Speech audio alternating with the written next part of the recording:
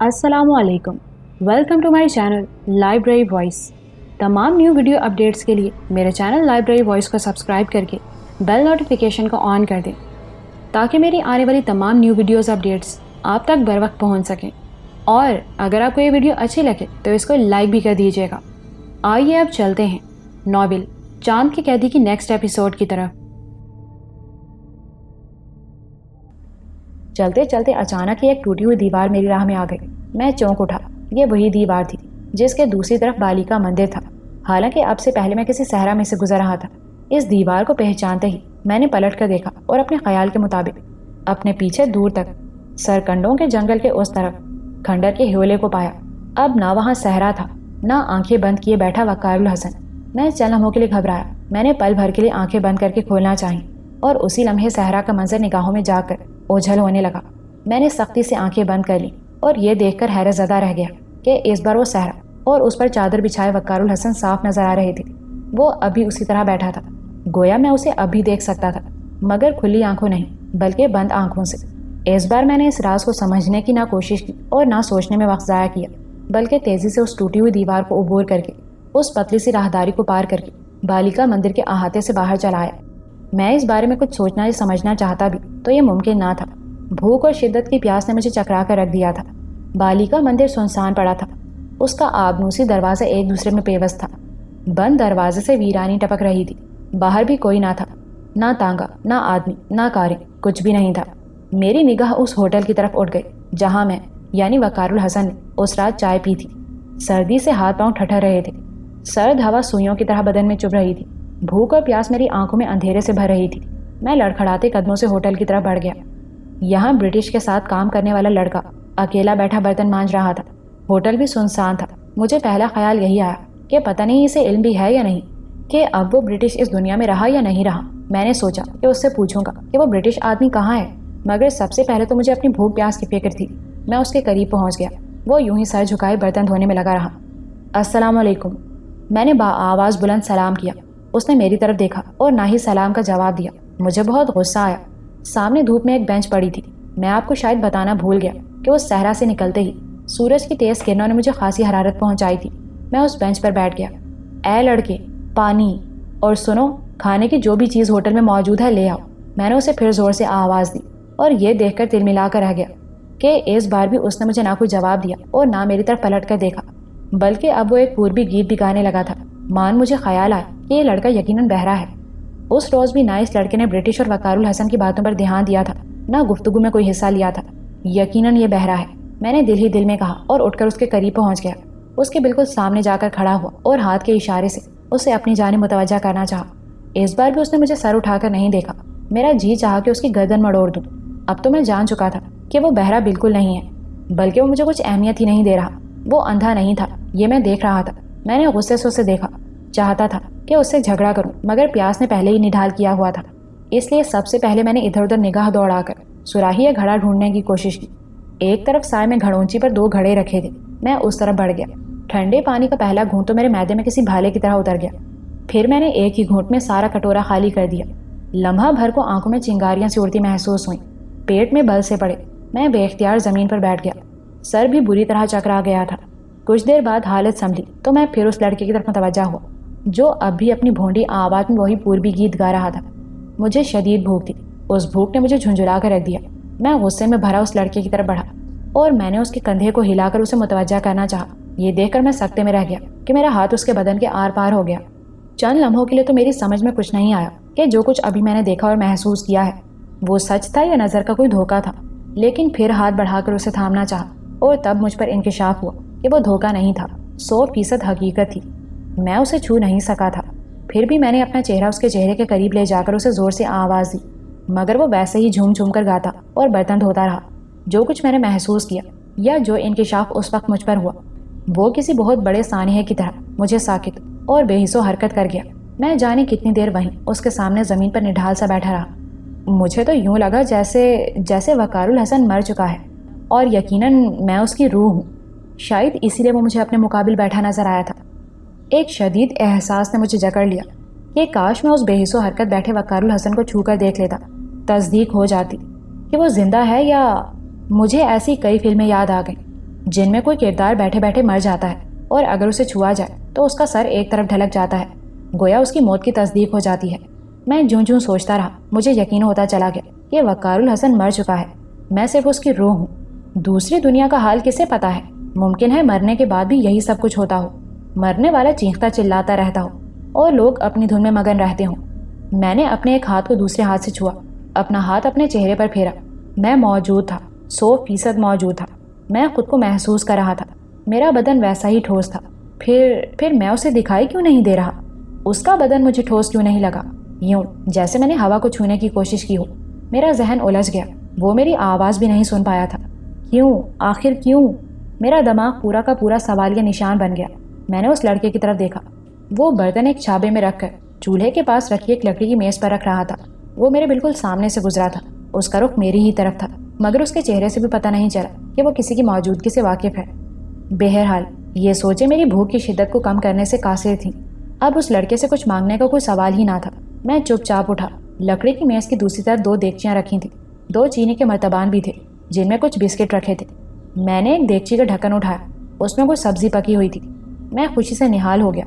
وہ بدرنگ سالن بھی بڑا خوش رنگ اور اشتہا انگیز تھا۔ کچھ دیر ڈھونڈنے کے بعد مجھے وہاں روٹی کے چند ٹکڑے بھی مل گئے۔ سالن بھی تھوڑا ہی سا تھا، غالباً یہ اس لڑکے نے اپنے لیے بنایا تھا۔ میں روٹی اور سالن لے کر وہیں ایک بینچ پر بیٹھ گیا۔ کھانے کے دوران میں نہ تو مجھے کسی بات کا خیال آیا اور نہ ہی میں نے سر اٹھا کر کسی کی طرف دیکھا۔ کھانا کھانے کے بعد مجھے ہوش آیا۔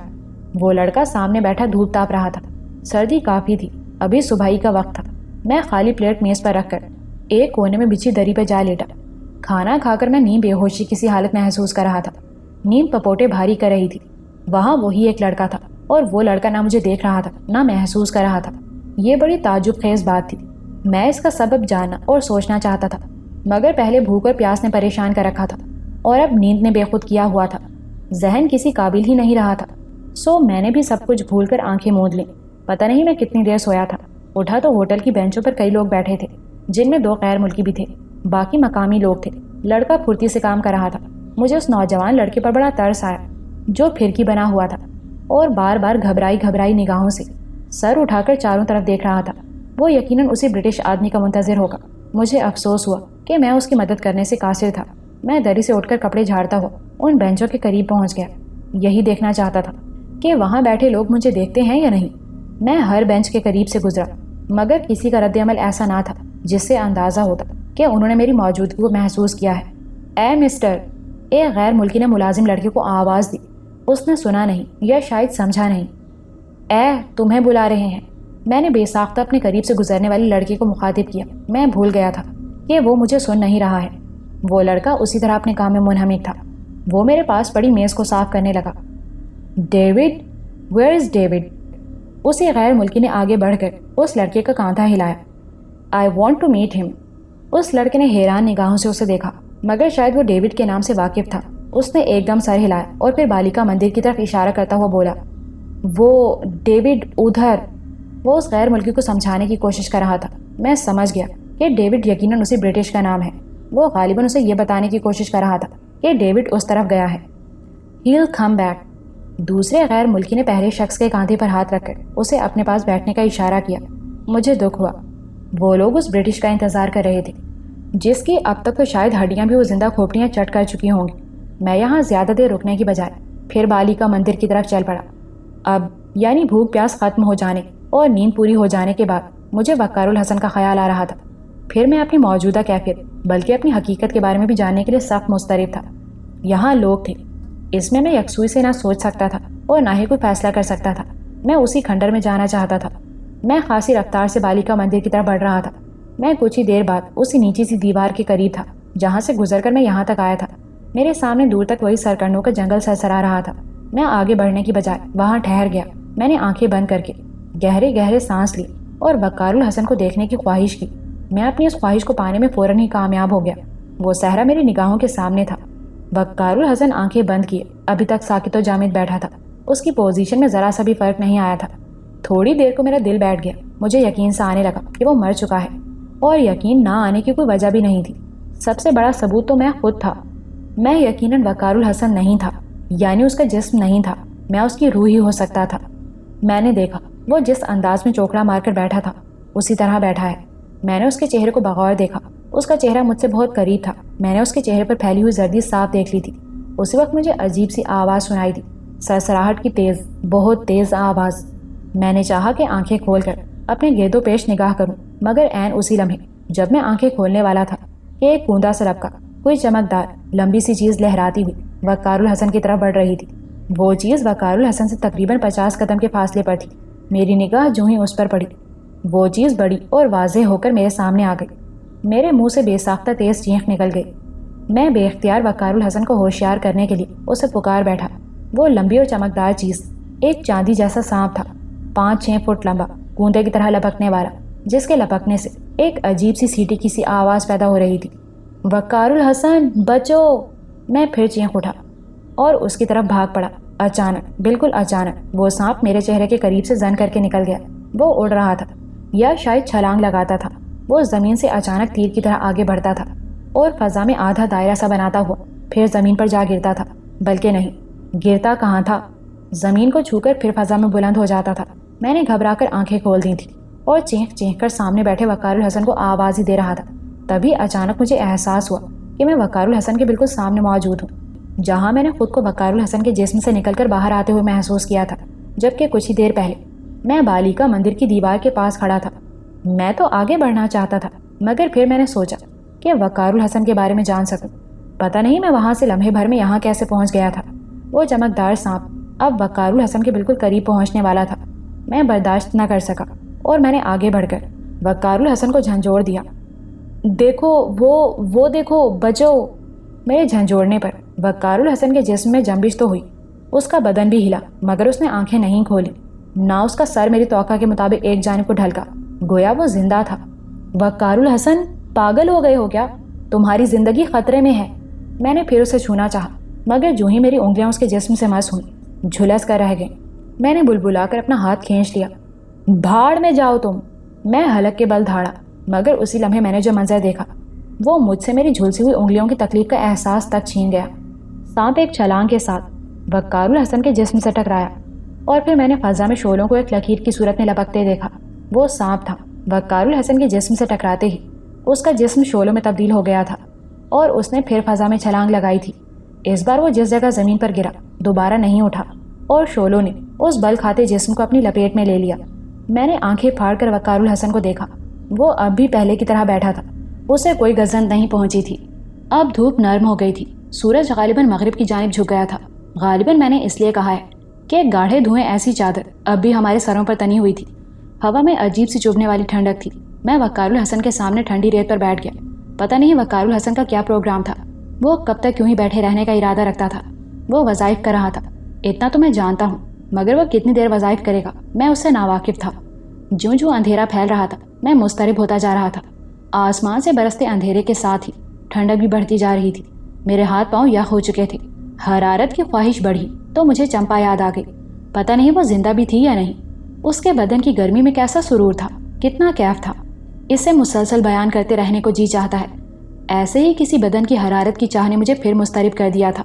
پھر مجھے کلپنا یاد آ گئی، اس کے ریشمی بال، مرمری موم ایسا بدن اور آنکھوں کی مقناطیسی کشش جیسے میرے ہونٹوں کے قریب لپکنے لگی۔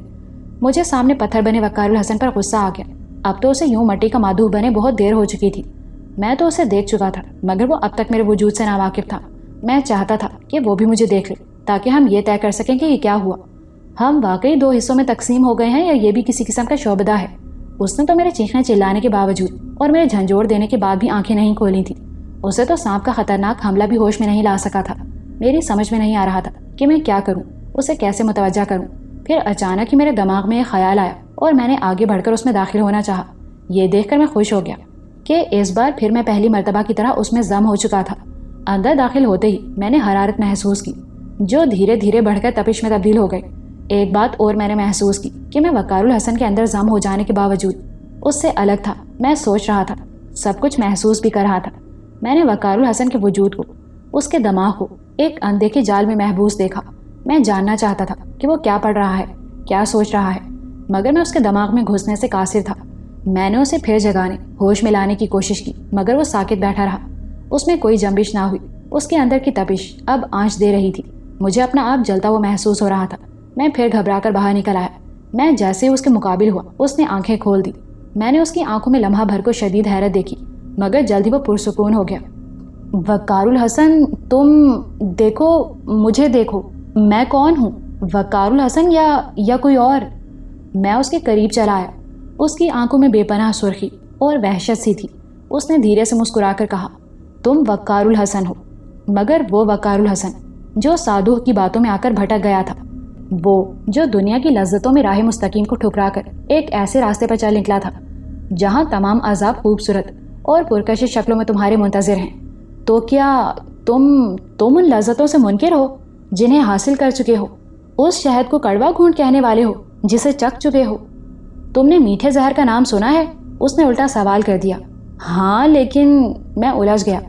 وہ زہر بھی انسان کو مار دیتا ہے۔ اس نے سر ہلا کر آنکھیں بند کر کے کسی بزرگ کی طرح جواب دیا۔ وقار الحسن، میں نے چند لمحے سوچتے رہنے کے بعد اسے پھر مخاطب کیا، میں اور تم دو الگ شخصیتیں ہیں یا ایک ہی؟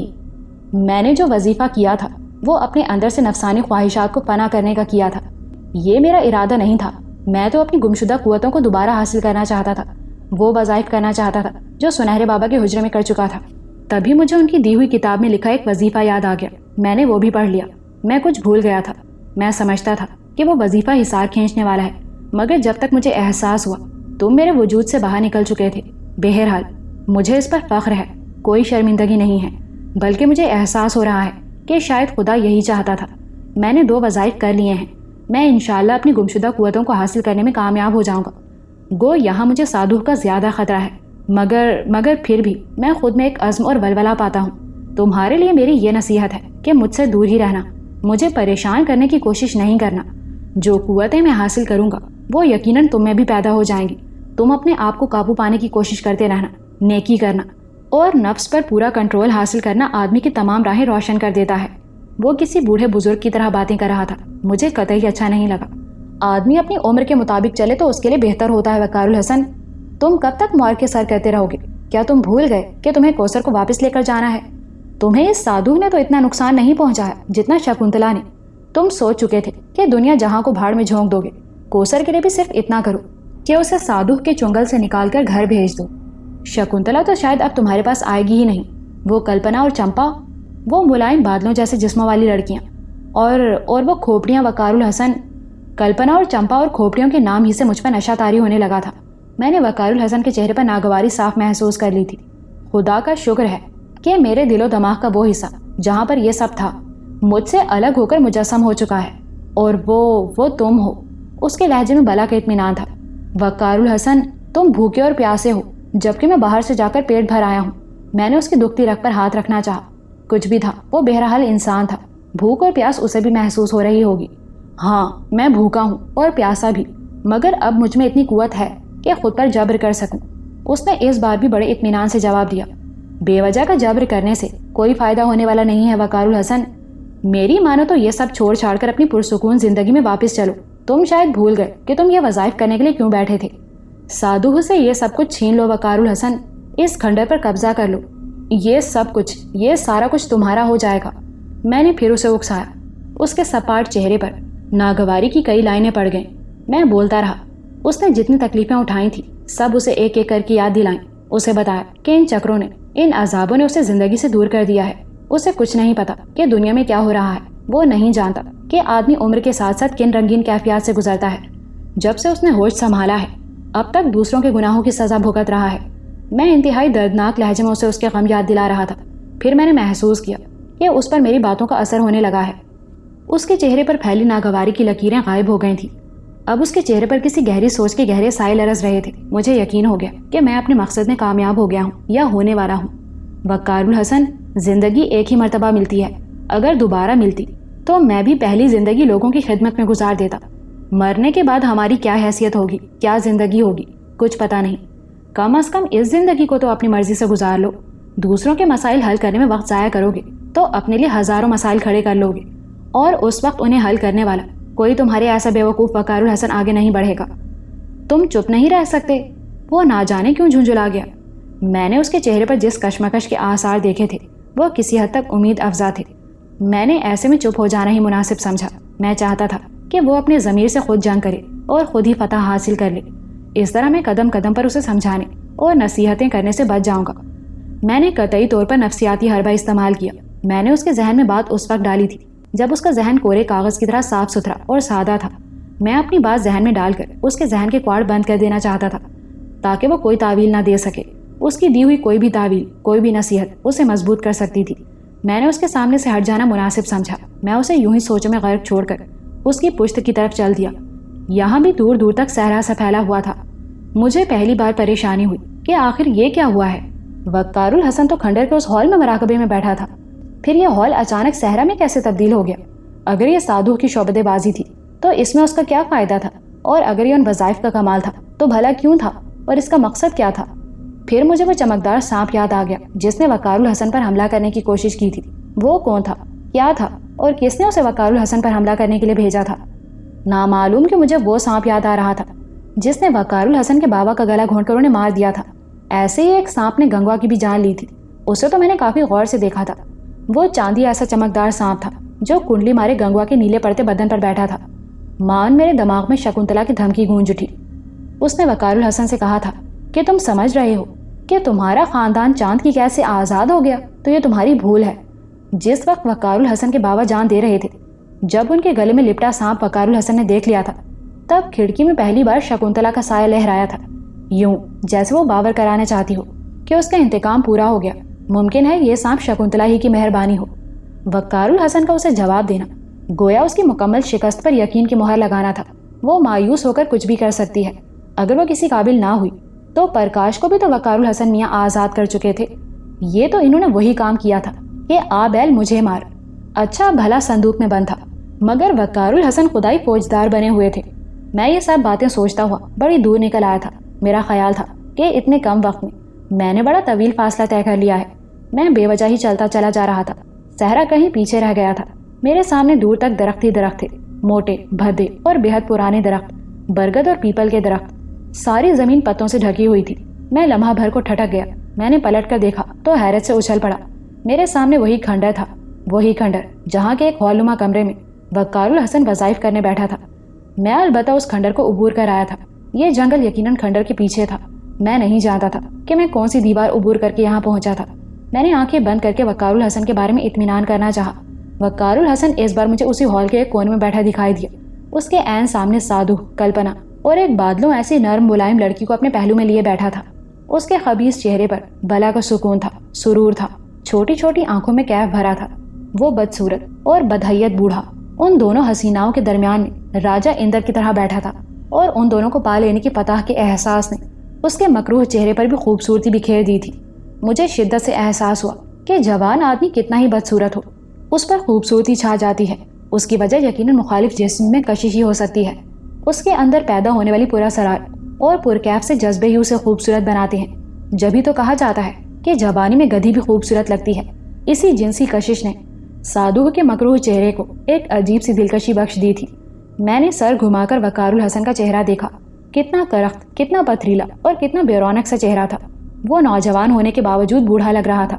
نہ اس کے چہرے پر چمک تھی، نہ ملاحت، نہ جاذبیت تھی، اور نہ ہی کسی قسم کی کشش۔ وہ سپاٹ چہرہ لیے خالی آنکھوں کو چہرے پر ٹکائے سادھو کو یوں دیکھ رہا تھا جیسے خلاؤں میں تک رہا ہو۔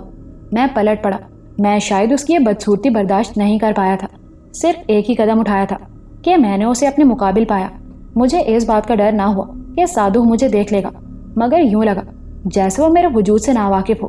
مجھے توقع تھی کہ مجھے یوں یا وقار الحسن کو دو حصوں میں منقسم دیکھ کر وہ حیرت سے اچھل پڑے گا، مگر اس کی نگاہیں مجھ پر سے یوں گزر گئیں جیسے خلا کو تکتی ہوئی گزری ہوں۔ البتہ وقار الحسن کی آنکھوں میں چونک اٹھنے کی سی بالکل خفیف کیفیت پیدا ہوئی۔ پھر وہ سنبھل کر بیٹھ گیا۔ وقار الحسن، وہ پائل دے دو مجھے۔ دیکھو تو یہ دو میٹھے دریا میرے پہلو میں بہہ رہے ہیں اور میں ابھی تک پیاسا ہوں۔ اس کی نشے میں ڈوبی ہوئی سی آواز آئی۔ میں نے چونک کر وقار الحسن کو دیکھا۔ وہ ہچکچاہٹ میں مبتلا تھا۔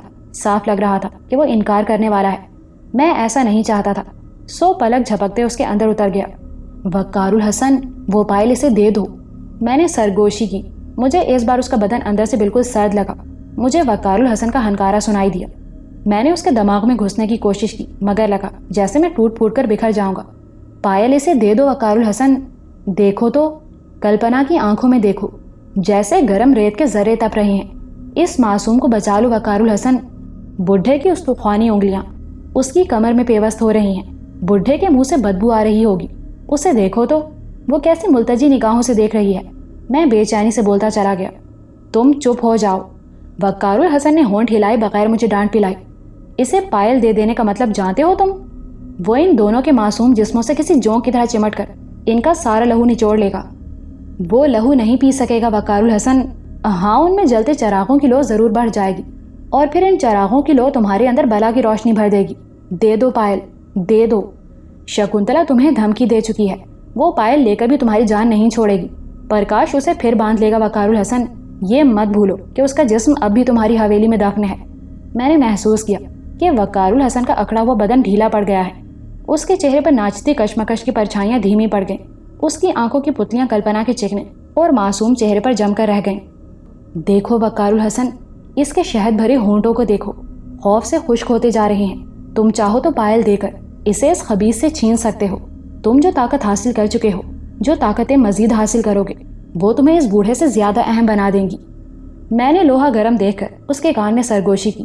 اچانک اس کا یخ بدن دھیرے دھیرے گرم ہونے لگا۔ ایک آرام دہ حرارت نے مجھے بھی کافی تقویت پہنچائی۔ اس کی آنکھوں کی پتلیاں سکڑنے لگیں۔ سادھو اسے غور سے دیکھ رہا تھا۔ وقار الحسن، اچانک مجھے شکنتلا کی سرگوشی سنائی دی۔ اسے پائل نہیں دینا وقار الحسن، بھگوان کے لیے ایسا نہیں کرنا، ورنہ تم سارا جیون پچھتاوے میں گزار دو گے۔ وہ نظر بھی نہیں آ رہی تھی، لیکن اس کی بات وقار الحسن تک پہنچ رہی تھی۔ وقار الحسن اس کی آواز سن کر چونک اٹھا تھا۔ اس کے اعصاب تناؤ کا شکار ہو گئے، اس کے چہرے کے عضلات بھی کھنچ گئے۔ بکنے دو اسے وقار الحسن۔ جو جملہ میں کہنا چاہتا تھا وہ سادھو نے ادا کر دیا۔ اس وقت میرا جی چاہا کہ بڑھ کر اس کا کریح منہ چوم لوں۔ اس دنیا پر اس کا ادھیکار نہیں ہے، مگر یہ پھر بھی سالوں سے یہاں بھٹک رہی ہے اور تم لوگوں کو پریشان کرتی رہی ہے۔ اس کا وناش ہو جانا، دنیا سے اوجھل ہو جانا ہی اچھا ہے وقار الحسن، ورنہ جانے یہ کیا کرے گی۔ میں نے بھی وقار الحسن کو ٹھوکا دیا۔ وقار الحسن شش و پنج میں مبتلا تھا۔ میں اور سادھو اسے ایک جانب کھینچ رہے تھے، شکنتلا کی سسکیاں، اور شاید اس کے ضمیر کی سسکیاں اسے دوسری جانب۔ مجھے تو یہی امید تھی کہ میں اور سادھو اسے قائل کرنے میں کامیاب ہو جائیں گے۔ وہ پیش بند کہاں ہے سادھو؟ اچانک وقار الحسن نے غیر متوقع سوال کر ڈالا۔ اس کی آواز بھرائی ہوئی تھی، اس کا لہجہ ٹوٹا ٹوٹا سا تھا۔ میں اسے جانتا تھا، خوب واقف تھا۔ یہ علامت تھی اس کی کمزوری کی، شکست مان لینے والی کیفیت کی۔ تم کیا کرو گے اس پیش بند کا؟ میں نے اور سادھو دونوں نے ہی ایک ساتھ سوال کیا۔ جو کچھ تم پائل کا کرو گے، وقار الحسن نے لہجے کو درست بنانے کی کوشش کرتے ہوئے کہا۔ میں نے تو تم سے نہیں پوچھا کہ تم پائل کا کیا کرو گے۔ سادھو چند لمحے اسے دیکھتا رہا۔ وہ کچھ مضطرب سا ہو گیا تھا۔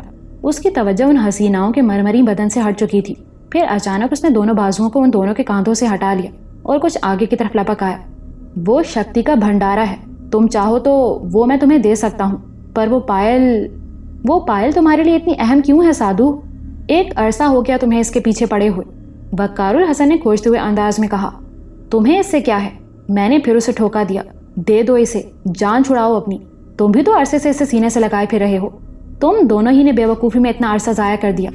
اس اسرار کی دنیا میں اور بھی بہت کچھ ہے وقار الحسن، چپ رہو تم۔ وہ جھنجھلا کر چیخا۔ اس کے اس طرح جھنجھلا کر چیخنے نے سادھو کو چونکا دیا۔ کون ہے؟ کس سے بات کر رہے ہو تم؟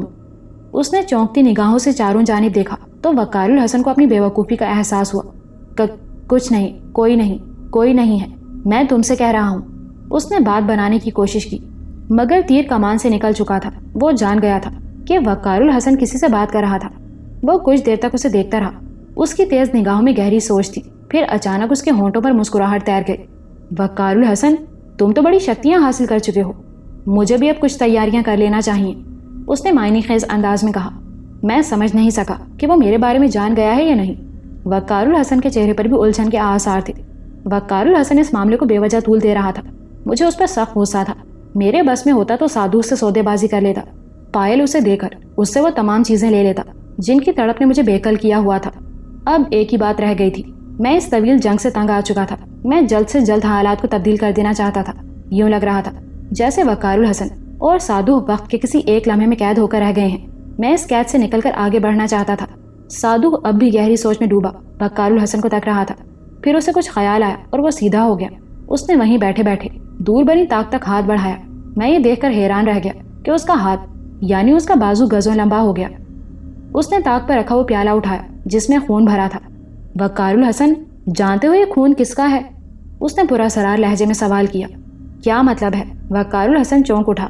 مطلب یہ ہے بالک کہ یہ لہو کوثر کا ہے، اس کی بانچھوں سے ٹپکنے والا لہو۔ اس نے جو عمل کیا تھا وہ پائل حاصل کرنے کے لیے کیا تھا، مگر اسے پیش بند مل گیا۔ یہ ناگوپا جادوگر کا پیش بند 2.5 صدی پرانا ہے۔ اتنے ہی عرصے تک ناگ دیوتا اس کی حفاظت پر مامور تھے۔ اس نے ان ناگوں کو شکست دی تھی، پرنتو اس جاپ نے یعنی عمل نے اس کی سانسوں سے لہو کھینچ لیا تھا۔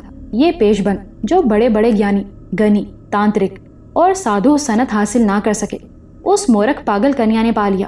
وہ نہیں جانتی کہ اسے پانا کتنی بڑی شکتی پانا ہے، وہ اس کے بارے میں کچھ بھی نہیں جانتی۔ اس کو پانے کے لیے کتنے لوگوں نے اپنی جان ہار دی تھی۔ آج رات میں تمہیں دکھاؤں گا، آج رات تم تیار رہنا۔ مگر ان باتوں سے تمہارا مطلب کیا ہے؟ اور تم اس خون کی بات کیوں کر رہے تھے؟ اگر یہ خون کوثر کا ہے تو تم کیا چاہتے ہو؟ اور کوثر کہاں ہے؟ میں اسے ابھی اور اسی وقت دیکھنا چاہتا ہوں۔ وقار الحسن ایک دم بے چین ہو گیا۔ ہاں، اسے میں دکھا دیتا ہوں وقار الحسن، لیکن تم اسے پا نہیں سکو گے۔ اب وہ تمہیں اس روز ملے گی جب تم وہ پائل مجھے دے دو گے۔ اتنا کہہ کر سادھو نے اپنے ہاتھوں کو عجیب سی انداز میں جنبش دی۔ تیز سیٹی کی سی آواز کے ساتھ ہی سرخ رنگ کا دھواں سا اٹھا، پورا ہال اس دھوئیں سے بھر گیا۔ وقار الحسن کے گلے میں شدید جلن ہوئی۔ اس جلن کو میں نے اپنے گلے اور نتھنوں میں بھی محسوس کیا۔ وقار الحسن پر چھینکوں کا دورہ سا پڑ گیا، اس کی آنکھوں سے پانی کی دھاریں بہنے لگی، وہ نڈھال ہو گیا۔ یہ سب کچھ صرف چند سیکنڈ میں ہو گیا۔ کچھ دیر بعد کمرہ ایک دم صاف ہو گیا۔ میں سامنے کوثر کو بیٹھا دیکھ کر حیرت اور خوف سے اچھل پڑا۔ وقار الحسن کی حالت بھی مجھ سے مختلف نہ تھی، بلکہ اس کے تو حلق سے عجیب سی چینخ بھی نکلی تھی۔ میں نے اتنا خوفناک منظر اب سے پہلے نہیں دیکھا تھا۔ وہ کمرے کے ایک کونے میں سر جھکائے یوں بیٹھی تھی جیسے وہ خود نہ ہو، بلکہ کسی بھربھری مٹی سے اس کا مجسمہ بنا کر کونے میں رکھ دیا ہو۔ اس کے مٹی میں اٹے بال لٹوں کی صورت میں اس کی شانوں پر پھیلے ہوئے تھے، ہونٹ خشک ہو کر سفید ہو گئے تھے، آنکھیں بند تھی، بدن ویسے ہی جگہ جگہ سے پھٹا ہوا تھا، زخموں پر جمع ہوا خون سیاہ پڑ چکا تھا۔ سب سے زیادہ خوفناک بات یہ تھی کہ ایک بہت بڑی مکڑی نے کوثر کے بدن پر جالا بنا ہوا تھا۔ وہ سرخ رنگ کی مکڑی اتنی ہیبت ناک تھی کہ میں نے لمحہ بھر کو آنکھیں بند کر لی تھی۔ وہ جالا ہلتا تھا تو اس کے بدن سے چمٹی چمکدار لکیریں سی لہرا جاتی تھیں۔ وہ کسی مردے کی طرح بے حس و حرکت تھی۔ اس کے بدن کا کوئی حصہ ایسا نہ تھا جہاں جالا نہ بنا ہوا ہو۔ سرخ مکڑی اپنی گول گول آنکھوں سے چاروں طرف دیکھ رہی تھی۔ نامعلوم کہ مجھے لگا جیسے یہ آنکھیں میں پہلے بھی کہیں دیکھ چکا ہوں، یہی بالکل یہی چمکدار آنکھیں۔ وہ مجھے بہت قریب محسوس ہو رہی تھی۔ اس کے منہ سے نکلنے والا چمکدار تار صاف ہوا میں لہراتا نظر آ رہا تھا۔ یہ کیا کیا ہے تم نے اس کے ساتھ؟ وقار الحسن چینخ اٹھا اور اس کی طرف لپکنے لگا۔ دھیرج وقار الحسن، میری بات سن لو۔ وہ ایک دم چینخ اٹھا۔ وقار الحسن ٹھٹک کر رک گیا۔ اسے چھونا نہیں بالک، یہ محفوظ ہے، میں نے اسے ناگوں سے بچایا ہے۔ اس ناگ دیوتا کو وش کرنے میں میرا بڑا نقصان ہوا ہے، اگر تم نے اسے چھوا تو بیوقوف بناتے ہو مجھے۔ اچانک وقار الحسن طیش میں آ گیا۔ نہیں وقار الحسن، میں ایسا نہیں کر سکتا، میں جانتا ہوں کہ تم شکتی پا چکے ہو۔ وہ مضطرب ہو کر بولا۔ کچھ نہ کرنا، تم چاہو تو جان سکتے ہو، ان ناگوں کو دیکھ سکتے ہو جنہیں میں نے ایک بڑے غار میں بند کر دیا ہے۔ اس کے لہجے کی سچائی نے وقار الحسن کو پرسکون کر دیا۔ اس کے اندر کا یہ سکون بالکل یخ کر دینے والا تھا۔ میں اس کے اندر کے اتار چڑھاؤ سے تنگ آ گیا تھا۔ اس کی تمام حرکتیں الجھا دینے والی تھیں۔ وہ چند لمحے آنکھیں بند کیے بیٹھا رہا، سادھو چوکنے انداز میں اکڑوں بیٹھا تھا۔ اس کے پہلو میں بیٹھی دونوں خوبصورت دوشیزائیں دم بخود کوثر کو تک رہی تھیں۔ ان کے چہرے خوف سے پیلے ہو چکے تھے، آنکھیں اپنے حلقوں سے ابلی پڑ رہی تھیں۔ اچانک ان میں سے ایک نے ایک کربناک چینخ ماری اور وہیں لڑک کر بے ہوش ہو گئی۔ انہیں آزاد کر دو سادھو، وقار الحسن، جس نے چینخ کی آواز سن کر آنکھیں کھول دی تھی، ایک دم کہا۔ سادھو نے اس بار آنکھیں پھاڑ کر وقار الحسن کو دیکھا۔ میں بھی اسی طرح آنکھیں پھاڑے اسے دیکھ رہا تھا۔ وہ کفران نعمت کا مرتکب ہو رہا تھا۔ اس بار میرا جی چاہا کہ میں گھونسا مار کر اسے گرا دوں۔ انہیں چھوڑ دوں؟ سادھو نے حیرت سے کہا۔ پرنتو کیوں؟ میں نے ان میں اتنے دنوں بڑا شہد جمع کیا ہے وقار الحسن، یہ تم کیسی باتیں کر رہے ہو؟ میں انہیں چھوڑ دوں؟ میں جس نے دنیا چھوڑ دی کہ اپنی کھوئی ہوئی شکتی پراپت کر کے جیون کا امرت پیوں، اپنے سوکھے و بنجر شریر کو سیراب کروں میں، کہ اتنی شکتی تو رکھتا ہوں جس نے تم جیسے منش کو بے بس کر دیا تھا، جس نے جیون کے اس امرت کے لیے تمہیں پھانسنے کو 4 آدمیوں کا خون کر دیا، میں انہیں چھوڑ دوں؟ اور ایک بات بتا دوں وقار الحسن، میں نے انہیں چھوڑ بھی دیا تو یہ اس کھنڈر سے باہر نہیں جا سکیں گی۔ ان کی آنکھیں، ان کا ہر قدم، ان کا پورا شریر صرف یہاں کے لیے ہے، بس یہاں کے لیے۔ تم اپنا کام کرو وقار الحسن، دوسروں کے معاملات میں دخل نہ دو۔ इस बार मेरा लहजा बहुत तल्ख था, इतना कि वकारुल हसन चौंक उठा। तुम मुझे धमकी दे रहे हो? वो चीख उठा। क्या? साधु फिर हैरान हो गया। कुछ नहीं। वकारुल हसन फिर बौखला गया। क्या होगा इस खंडर से बाहर? इन्हें तुम कहाँ से लाए हो? उसने बात पलटने को कहा। मैं इन्हें कहीं से भी लाया हूँ, तुम्हें मतलब नहीं होना चाहिए, उसने नागवारी से जवाब दिया। देखो वकारुल हसन, मैं तुमसे जंग नहीं चाहता। मैं तुम्हारी और अपनी शक्ति से एक ऐसी महाशक्ति बनाना चाहता हूँ जो दुनिया पर राज करे। मुझे मजबूर ना करो कि मैं दूसरी तरह से सोचने लगूं। उसके लहजे में धमकी थी। तुम्हें कोसर की फिक्र करना चाहिए वकारुल हसन, उसे आज़ाद कराने और घर भेजने की फिक्र करो। तुम ताया और अम्मा को जल्द लौट आने का कह आए हो, वो तुम्हारी राह देखते होंगे। मैंने नफसियाती हरबा इस्तेमाल किया, मेरा हरबा कामयाब रहा। वो फिर कोसर की तरफ मुतवज्जा हो गया।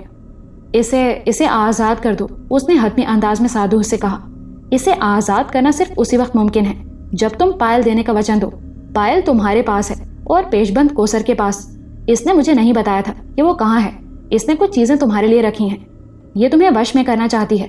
तुम चाहो तो मैं इसे अभी आज़ाद कर सकता हूँ, मगर वही शर्त है कि तुम किसी भी तरह इससे ये चीजें लेकर मुझे दे दोगे। ठीक है वकारुल हसन, हाँ कर दो, वादा कर लो। वो चीजें तुम्हारे किसी काम की नहीं है। तुम्हें यहाँ जंगलों में जिंदगी नहीं गुजारना है, तुम्हें कोसर को लेकर चले जाना है। शुगुफ्ता भी तुम्हारी मुंतजिर है। मैंने जल्दी से कहा। ठीक है, वो बोला तो मेरी जान में जान आई। इसे इसी वक्त आज़ाद कर दो। वो पायल, उसने नदीदेपन से पूछा। मेरे पास है, इसके होश में आते ही तुम्हें दे दूंगा। और पेशबंद तो जाहिर है उस वक्त मिलेगा जब ये मेरे हवाले करेगी। परंतु मेरे साथ चालाकी नहीं करना वकारुल हसन, मेरी खोपड़ी उलट जाएगी। और हाँ, एक काम तुम्हें और करना होगा। तुम कोसर को घर ले जाना चाहते हो ना, परंतु तुम कुमारी को यहाँ लाए बिना इसे नहीं ले जा सकते। कुमारी बालिका मंदिर की दासी है, मगर मैं उसे क्यों लाऊंगा? और फिर मैं तो उसे जानता ही नहीं, वो मेरे साथ कहीं भी क्यों जाएगी? उपाय मैं बताऊंगा वकारुल हसन, उसका यहाँ आना जरूरी है। ये मकड़ी, उसने उस सुर्ख मकड़ी की तरफ इशारा किया जो अब कोसर की पेशानी पर बैठी थी और इसी तरफ देखती हुई महसूस हो रही थी। इसे देख रहे हो तुम? ये लहू पीती है, मांस खाती है। उसने ड्रामाई अंदाज में अपना जुमला मुंतकिल किया। ये सुनकर वकारुल हसन ही नहीं, मैं भी बेचैन हो गया कि क्या मतलब है? ये कोसर को नहीं, ये महीने में एक बार लहू पीती है, अमावस की पहली रात को। मैंने जल्दी जल्दी हिसाब लगाया। खुद वकारुल हसन भी यही हिसाब लगा रहा था। अमावस की रातें शुरू होने में बस चंद ही दिन रहते थे। साधु, तुम जो कुछ कर रहे हो, जो कुछ करने का इरादा रखते हो, वो तुम्हें बहुत नुकसान पहुंचाएगा। वकारुल हसन गुस्से में बल खा रहा था। तुम मेरी कमजोरी से फायदा उठाना चाहते हो, लेकिन याद रखो साधु कि मेरा बिछाया हुआ जाल तुम्हारे लिए मौत का फंदा साबित होगा। मौत? हा हा हा, उसने खौफनाक कहकहा लगाया। मौत मेरा कुछ नहीं बिगाड़ सकती बालक। मौत के बाद तो मैं बहुत से ऐसे काम भी कर सकता हूँ जो आज मेरे लिए मुश्किल हैं। आज मैं इस शरीर की वजह से बहुत से काम करने में कठिनाई महसूस करता हूँ, लेकिन मौत के बाद तो फिर तुम मर क्यों नहीं जाते? वकारुल हसन ने जलकर जवाब दिया। हाँ, मरने के बाद की शक्तियां पाने के लिए यह भी जरूरी है कि मैं आत्महत्या ना करूं, बल्कि मैं मारा जाऊं, अपनी सांसें पूरी करूं, और ये सांसें मैं अमृत में घुले जीवन में पूरी करना चाहता हूं। वरना वो तमाम काम जो मुझे करने चाहिए वो तो मैं बाद में भी कर सकता हूँ। पता नहीं वो कैसी बातें कर रहा था, वो क्या करना चाहता था, मेरी तो कुछ समझ में नहीं आ रहा था। मैं तो बस इतना ही जान पाया था कि वो जिंदगी को एंजॉय करना चाहता है, और उसकी यही बात मुझे भी पसंद आई थी। इससे ज्यादा जानने की मुझे ख्वाहिश भी नहीं थी। पता नहीं ये बात वकारुल हसन क्यों नहीं समझ रहा था। तुम फौरन कोसर को रिहा कर दो, वो पायल मैं तुम्हें देने को तैयार हूँ। वकारुल हसन का जुमला सुनकर मुझे बेपाया खुशी हुई थी। शाबाश वकारुल हसन, ये फैसला वक्त का बेहतरीन फैसला है, मैंने खुशी से लबरेज आवाज में कहा। साधु की आंखों में भी चमक पैदा हो गई थी। मगर मैं किसी कुमारी को नहीं लाऊंगा, ये काम तुम खुद करोगे, वकारुल हसन ने कहा। अरे चंपा को तो मैं भूल ही गया, वो तो वैसे भी होश में नहीं है। और फिर मैं झूठे बर्तन का पानी नहीं पीता, साधु ने मायने खेज अंदाज में मुस्कुराते हुए कहा। लाओ पायल दे दो। पता नहीं चंपा का जिक्र उसने क्यों किया था, उसका क्या मकसद था, मगर मैं उस वक्त किसी भी फजूल बहस या सोच में गिरफ्तार नहीं होना चाहता था, इसलिए जहन को झटक कर उस तरफ मुतवज्जा हो गया। मेरी आंखें वकारुल हसन पर गड़ी थी। उसने धीरे धीरे हाथ बढ़ाया और जेब से पायल निकालकर साधु की तरफ बढ़ा दी। उसके चेहरे पर अफसुर्दगी थी, आंखों में बेचैनी और वीरानी सी थी। मुझे उस पर जरा भी रहम नहीं आया। मैं तो बस चाहता था कि वकारुल हसन इन चक्रों से निकल जाए। मामले को बेवजह तवालत देने से सब कुछ उलझ गया था। जिस वक्त पायल साधु के बदसूरत हाथ में गई, اس کے گھنگرو جھنجھنا اٹھے اور پورا کمرہ سسکیوں سے گونج اٹھا، ساتھ ہی تیز ہواؤں کی جھکڑ سے چلنے لگی، دھول اڑنے لگی، یوں لگا جیسے آندھی آ گئی ہو۔ اس آندھی میں نے پرکاش کو لرزتے دیکھا۔ اس کا ہیولا اس قدر ہیبت ناک لگ رہا تھا کہ میں پوری جان سے لرز گیا۔ اس کا جلا ہوا جسم، ادھڑے ہوئے بدن پر جگہ جگہ سے جھانکتی چربی، یہ سب بڑا ہیبت ناک تھا۔ میں نے اس کے چہرے پر بلا کا غیظ و غضب دیکھا۔ اس کی آنکھیں سرخ ہو رہی تھیں، اس کے چہرے پر کرب تھا، مگر سسکیاں اس کی نہیں تھیں، سسکیاں شکنتلا کی تھیں۔ وہ بلک بلک کر رو رہی تھی، اس کے بین کرنے کی آواز سماعت کو زخمی کر رہی تھی۔ وقار الحسن نے دونوں کانوں پر ہاتھ رکھ لیے، اس کے چہرے سے وحشت ٹپکنے لگی تھی۔ وہ شدید کرب میں مبتلا تھا، تعصف اس کے چہرے سے آیا تھا۔ سادو وہ پائل غائب کر چکا تھا اور دونوں ہاتھوں کو فضا میں پھیلائے ہوئے زور زور سے کچھ پڑھ رہا تھا۔ تیز ہوا، شکنتلا کی سسکیاں، سادو کے ہونٹوں سے نکلنے والے عجیب سے الفاظ بے پناہ شور برپا کر رہے تھے۔ یوں لگ رہا تھا جیسے طوفان آ رہا ہو۔ جیسے جیسے سسکیاں تیز ہوتی جا رہی تھیں، ویسے ویسے سادو کی آواز بھی تیز ہوتی جا رہی تھی۔ یہ آواز اتنی ہی ناگوار تھی، ایسی ہولناک کہ سادو کے برابر بیٹھی دوسری لڑکی جو کانوں پر ہاتھ رکھے ہوئے تھی، بغیر آواز نکالے ایک جانب لڑک گئی۔ اس کے دائیں بائیں دونوں خوبصورت لڑکیاں بے ہوش پڑی تھیں۔ وقار الحسن ادموا ہو گیا تھا، وہ بھی کانوں پر ہاتھ رکھے دوہرا ہو چکا تھا۔ میں بری طرح گھبرا چکا تھا، مجھے کچھ اور نہ سوجھا تو میں نے وقار الحسن کا بدن چھوڑ دیا۔ اس کا بدن چھوڑتے ہی مجھے کچھ سکون سا ہو گیا، گو نہ تو آوازوں کی شدت میں کمی آئی تھی، نہ ان کی ہولناکی میں، مگر میں وقار الحسن کے بدن میں ہونے والے انتشار سے محفوظ ہو گیا تھا۔ میں اندر سے بے پناہ پرسکون تھا۔ تیز آندھی ابھی رکی نہیں تھی، اڑتی ہوئی دھول میں پرکاش مجھے صاف دکھائی دے رہا تھا۔ شکنتلا بھی مجھے یوں نظر آئی جیسے وہ کوئی روح نہ ہو بلکہ زندہ عورت ہو۔ ان دونوں کی نگاہ مجھ پر پڑی اور میں نے ان دونوں کو بری طرح چونکتے دیکھا۔ پرکاش اور شکنتلا لپک کر میرے قریب آ گئے۔ ان دونوں کے قدم زمین پر نہیں تھے بلکہ وہ ہوا میں معلق تھے۔ وقار الحسن، دیکھا تم نے؟ اگر تم میری بات مان لیتے تو آج یہ نہ ہوتا۔ وہ رو رہی تھی۔ اس نے پلٹ کر وقار الحسن کو دیکھا، اس وقار الحسن کو جس کا بدن میں چھوڑ چکا تھا۔ وہ اب بھی زمین پر اوندھا پڑا تھا، اس کے دونوں ہاتھ کانوں پر جمے ہوئے تھے۔ کیا نہ ہوتا، میں نے کہا۔ ان دونوں نے میری آواز سن لی۔ تم اپنے پریوار کے اکیلے جوان تھے، اب تم آکاش پر چلے جاؤ گے، کوثر کو یوں ہی سادھو کی قید میں چھوڑ کر، شگفتہ کو انتظار کا دکھ دے کر۔ کسی کو بھی پتا نہیں چلے گا کہ تم یہاں مر چکے ہو۔ اب میں اس کی بات سمجھا تھا۔ وہ سمجھ رہی تھی کہ وقار الحسن مر چکا ہے اور میں اس کی روح ہوں۔ یہ سن کر میں زور سے ہنس پڑا۔ ان دونوں نے مجھے حیرانگی سے دیکھا۔ اس دوران میں سادھو کے منتر پڑھنے کی آواز مدھم ہو گئی تھی۔ آندھی کا زور ٹوٹ چکا تھا۔ شکنتلا بھی رونا بھول چکی تھی۔ تم ہنس رہے ہو؟ تمہیں اپنی ماں اور دونوں بہنوں کو کچھ خیال نہیں ہے؟ وہ اب بھی حیران تھی۔ وقار الحسن مرا نہیں ہے شکنتلا، میں نے بڑے ڈرامائی انداز میں جواب دیا۔ اس نے چونک کر زمین پر پڑے وقار الحسن کو دیکھا اور پھر خوشی کی ایک لہر سے اس کے چہرے پر امٹ گئی۔ اتنی شکتی والا منش ہے تو؟ وقار الحسن، تم نے جو کچھ کر دیا ہے اس کا تمہیں اندازہ نہیں ہے۔ وہ راکشس ساری دھرتی کو آگ لگا دے گا، وہ ساری کنواری پوتر ناریوں کو تباہ کر دے گا۔ تم جانتے نہیں ہو کہ کسی کا کسی روح پر قبضہ کر لینا کیسا اندھیرا مچانا ہے۔ وہ بہت اداسی سے بول رہی تھی۔ وقار الحسن یوں بیٹھا تھا جیسے بازی ہار گیا ہو۔ مجھے ڈر ہوا کہ شکنتلا ایسی باتیں کر کے اسے پائل چھین لینے پر مجبور نہ کر دے۔ شکنتلا، تمہارے مسئلے دور کرنا وقار الحسن پر واجب نہیں ہے، اس لیے جو کچھ ہو سکا اس نے کیا۔ اس کے لیے تم اتنی اہم نہیں ہو جتنی کوثر ہے۔ وہ دیکھو کوثر کس حال میں ہے، اس کی جان کو خطرہ ہے۔ نہیں، وقار الحسن کے لیے وداؤں سے نکلنا بڑی بات نہیں ہے، پرنتو اب پتہ نہیں کیا ہونے والا ہے۔ وہ پھر روحانسی ہو گئی۔ ویسے اس کی حالت بہت خراب ہو چکی تھی۔ سادھو اب بھی دھیمی آواز میں کچھ بے معنی سے الفاظ ادا کر رہا تھا۔ یوں لگ رہا تھا جیسے شکنتلا رفتہ رفتہ نڈھال ہوتی جا رہی ہو۔ ایک بات پھر آپ کو یاد دلا دوں کہ شکنتلا اور پرکاش جب بھی بات کرتے تھے ان کے لب نہیں ہلتے تھے، بلکہ میں ان سے ذہن میں بات کرتا تھا۔ وقار الحسن کو ہوش آ گیا تھا۔ اب میں اس کے اندر داخل ہونا چاہتا تھا تاکہ اس کا حال جان سکوں، جس میں اب تک ناکام رہا تھا۔ اب مجھے یہ اندازہ ضرور ہو گیا تھا کہ کسی بھی طرح میں اس کے دماغ میں داخل ہو سکتا ہوں۔ کیسے، یہ میں ابھی نہیں کہہ سکتا تھا۔ سادھو، کوثر کو رہا کرو، وقار الحسن ہزیانی انداز میں چیخا۔ اس کی چیخ نے مجھے، شکنتلا کو اور پرکاش تینوں کو چونکا دیا۔ میں نے کوثر کی جانب دیکھا، وہ دھیرے دھیرے دھوئیں میں تبدیل ہو رہی تھی۔ اس کے نکوش میٹے میٹے سے لگنے لگے تھے، اس کا نچلا دھڑ دھوئیں میں تبدیل ہو چکا تھا۔ وقار الحسن کے ساتھ ہی میں بھی کوثر کی طرف لپکا اور اس کے ساتھ ہی ہم نے دلخراش چیخیں سنی۔ اچانک ہال میں شعلے بھڑک اٹھے تھے۔ شکنتلا اور پرکاش ان شعلوں کی زد میں تھے۔ بے پناہ شور نے پھر طوفان کی صورت اختیار کر لی تھی۔ سادھو پوری قوت سے حلق پھاڑ کر کوئی منتر پڑھ رہا تھا۔ میں اور وقار الحسن ان شعلوں سے محفوظ تھے، مگر ہماری حالت دیگر گوں تھی۔ ایک طرف شکنتلا اور پرکاش جل رہے تھے اور دوسری طرف کوثر دھوئیں میں تبدیل ہو رہی تھی۔ ان دونوں کی کربناک چیخیں، سادھو کی آواز اور جانے کیسا شور تھا جو حواس معطل کیے دے رہا تھا۔ پھر اچانک جس تیزی سے شور شروع ہوا تھا ویسے ہی اچانک تھم گیا۔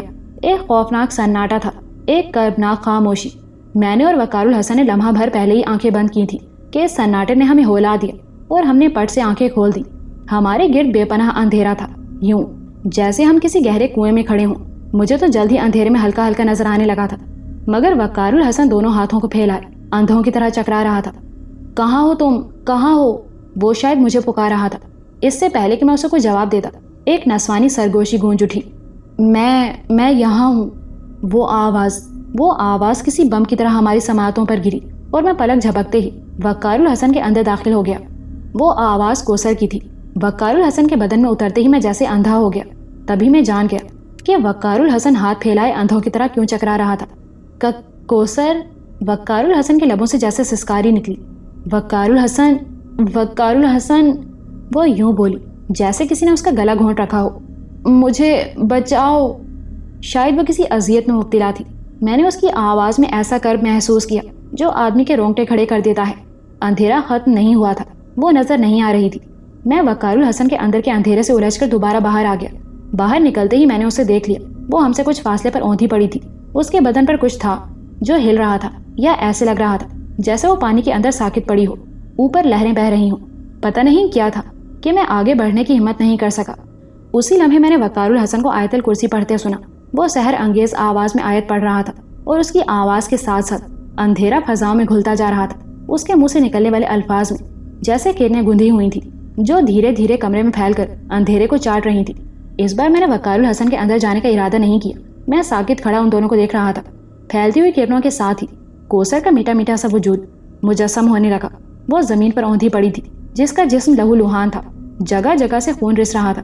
میرے خبیث دماغ میں اچانک ہی کھوپڑیاں کل بلانے لگیں۔ یہ خیال شدت اختیار کر گیا کہ کہیں سے وہ کھوپڑیاں نکل آئیں، اور مگر اس سے قبل ہی کوثر کی کرراہ نے مجھے جھنجھوڑ دیا۔